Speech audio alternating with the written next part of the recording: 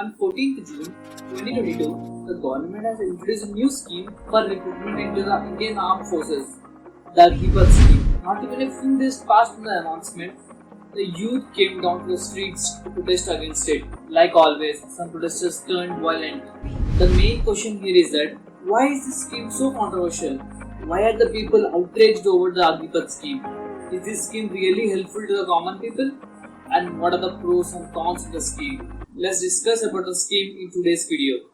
भारतीय नौजवानों को बतौर अग्निवीर आर्म्ड फोर्सेस में सेवा का अवसर प्रदान किया जाएगा और यह योजना देश की सुरक्षा को मजबूत करने अपने जीवन काल में कभी न कभी प्रत्येक बच्चा सेना की वर्दी धारण करने की वह तमन्ना रखता है। सेना में भर्ती की तैयारी करने वाले नौजवानों में अग्निपथ योजना को लेकर नाराजगी बढ़ने लगी है। सोमवार को इस योजना का ऐलान हुआ कि सैनिक अब अग्निवीर कहे जाएंगे, लेकिन मंगलवार दोपहर तक भावी अग्निवीर आग बबूला हो गए।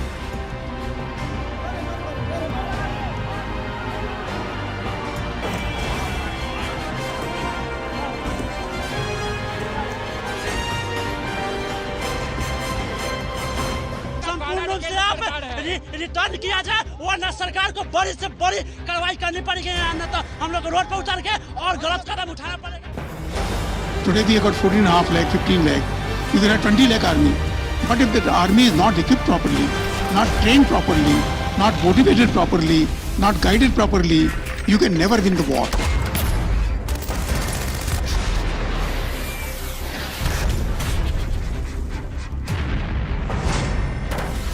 अगर हमारा युवा प्रशासन सुनेगा तो हमारा आंदोलन जारी रहेगा। अगर हम फौज में नहीं गए तो उसके लिए मरना सही है। मंजूर है, हम मरेंगे।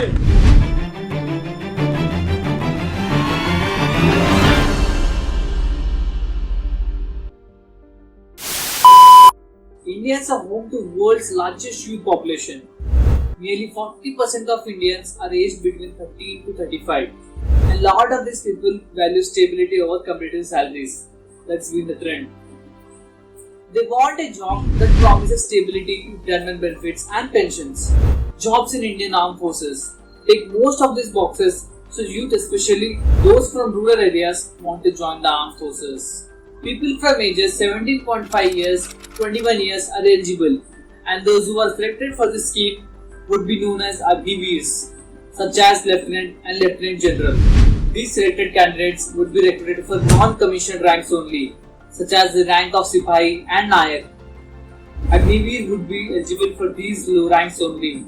In the first year, the recruits would be getting a salary around 30,000 per month, and by the fourth year, it would be increased to 40,000 per month. Additionally, when the soldiers leave their post 4 years later, they would be given a lump sum amount of 11.75 lakhs from the government Seva Nidhi scheme. This additional 11.75 lakh rupees isn't entirely from the government. Around 30% of this would be from the Agniveers' monthly salary. Now let's discuss why these protests are being held. The biggest drawback of this scheme is the Agniveer post will be only for 4 years. Once these 4 years are over, the 25% of the Agniveers would be re-enlisted in the regular card for full-time service, but only 25%, and rest of the 75% has to search for other jobs. But the government has promised that they would give employment for the rest of 75%. But the reality is that the 75% of Agniveer would be employed for 4 years only, after which they will be unemployed once again, and then they have to look for other jobs once again. There is no job security and no pension. This is the main reason why youth of the country is out on the streets protesting against the Agneepath scheme. Looking at the present circumstances, people are worried about the future. When people think of the government jobs, they expect a job where they will get a permanent source of income, social security, job security, medical benefits, and even pensions. And being an army officer is a highly respectable job. In India, army officer gets additional benefits too, the subsidized house and food. But under this new scheme, there will be no additional benefits, not even basic benefits of other government jobs. Protesters say that the government is not able to generate actual jobs, and that's why they came up with a temporary solution. They are just pretending to generate jobs. but the jobs aren't actually benefiting anyone. The supporters of the Agneepath scheme say that the government is giving the youth a wonderful opportunity. They are getting 4 years of guaranteed work. Even though they aren't getting the full-time employment, they are getting a job at least for 4 years, in which they will be getting a good salary of Rs 30,000 per month, excellent training facilities. They will get to learn so much, develop new skills, gain new experience.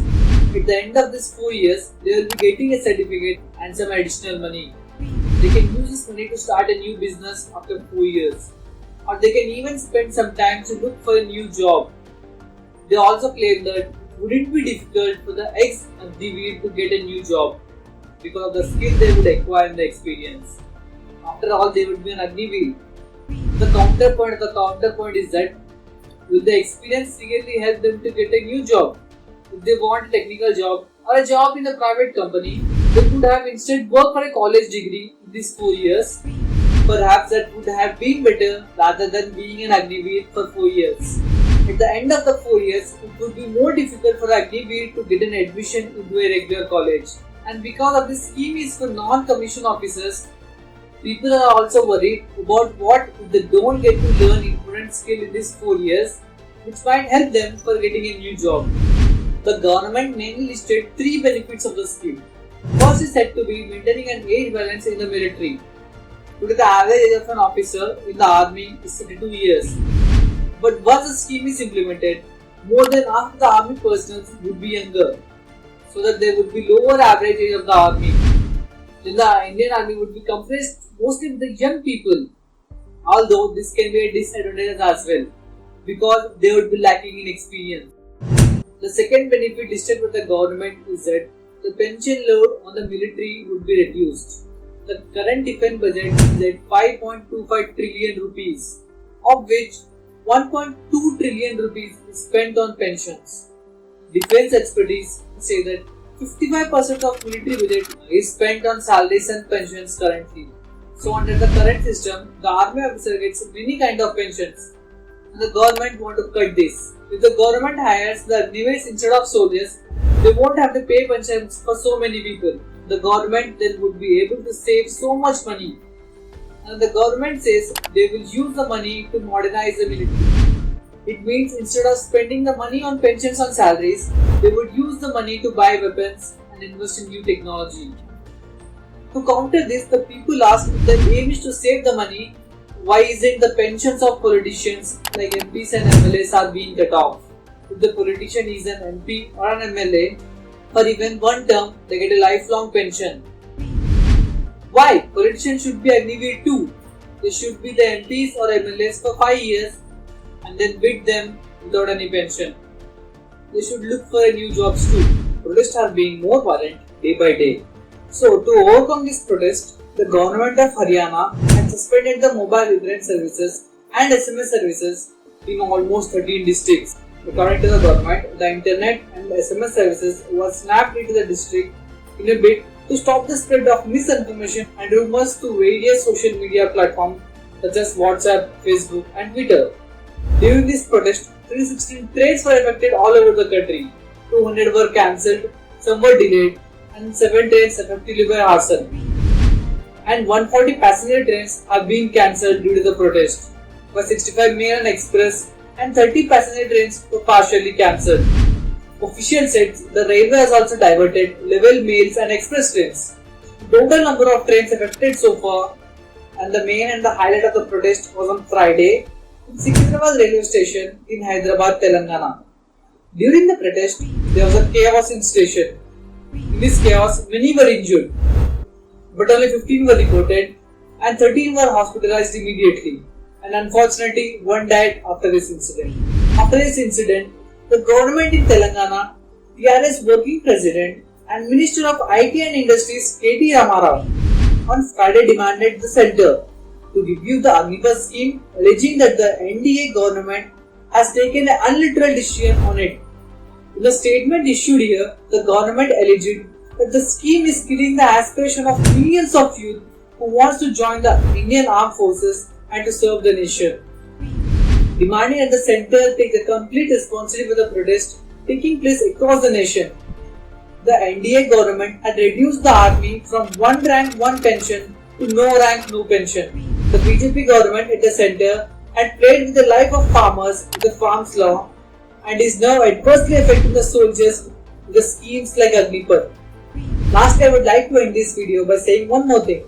Those who were rioting and torching the trains and damaging the public property, these were the same people who were never selected in the Indian army because they haven't prepared and just heard the name of scheme and started to riot. And if you think logically about torching the trains and causing damage to public properties, no leader will feel the damage by his pockets. these losses will be paid by the common people like you and me in the form of tax. Any authority is afraid of peace protest. When you do violence or damage to the public property, this gives the authority a chance to beat everyone and taking them aside. So we need to keep our points in a peaceful way. Finally, I want to ask you one question. Is Agnipath a scheme or a scam? Write your opinion in the comment box. And I hope this video is informative.